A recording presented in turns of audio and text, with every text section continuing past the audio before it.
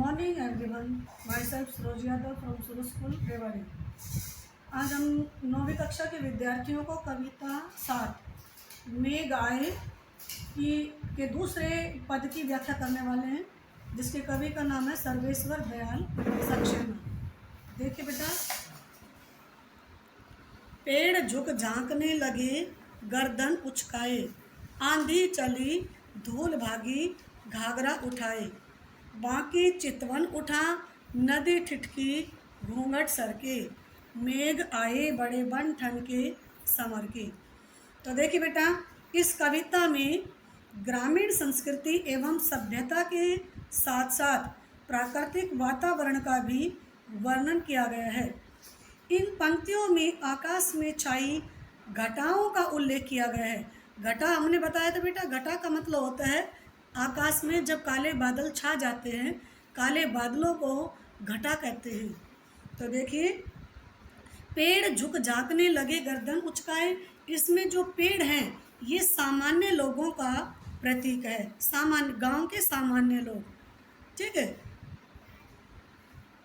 गांव के सामान्य लोगों का प्रतीक है। आंधी चली धूल भागी, घाघरा उठाए, और आंधी जो है वो किस आंधी भागी धूल आंधी चली धूल भागी, जो धूल है बेटा ये गांव की जो युवती है ना, गांव की युवती का प्रतीक है। बाकी चितवन उठा, नदी ठिठकी, घूंघट सरकी। बाकी चितवन का अर्थ होता है तिरछी नज़र से देखना।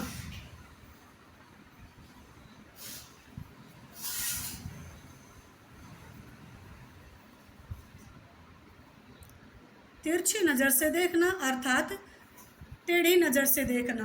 नदी ठिठकी, ठिठकी से मतलब होता है रुकना। घूंघट सर के, मेघ आए बड़े बन ठन के संवर के।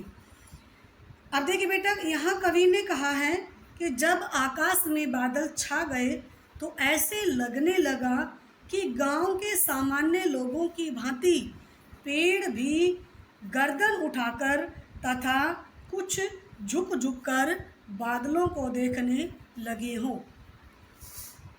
आंधी चली धूल भागी, घाघरा उठाए।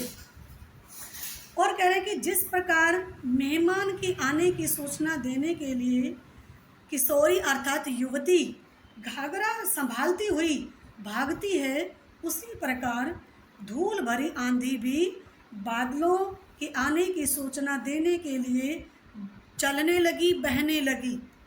बाकी चितवन उठा, नदी ठिठकी, घूंघट सरकी।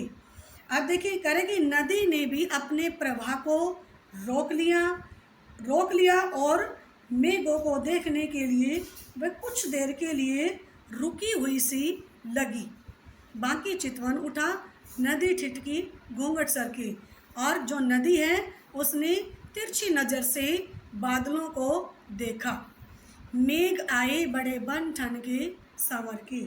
और इसमें अंतिम पंक्ति में कवि ने बादलों के बारे में कहा कि मेघ अर्थात बादल सज संवर कर बन ठन कर आकाश में आ गए हैं, अर्थात आकाश में छा गए हैं। अब देखिए बेटा, इसमें आपसे कुछ अलंकार पूछे तो हमने पेड़ झुक झांकने लगे, गर्दन उचकाए।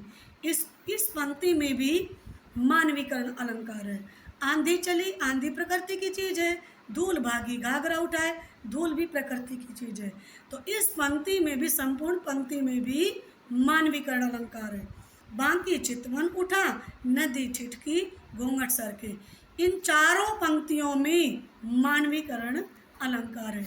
तो अगर आपसे किसी भी मान ले पद्यांश में आपसे ये पूछे कि इस पद्यांश में कि इस पंक्ति में कौन सा अलंकार है, तो आपको इस काव्यांश में इस पंक्ति में कौन सा अलंकार छुपा हुआ है उसका नाम लिखिए। तो आपको बेटा इतना खुद समझ में आ गया होगा कि मानवीकरण अलंकार कहाँ होता है। तो इस प्रकार से आप सब पंक्तियों में ढूंढ लेंगे अलंकार। धन्यवाद बेटा।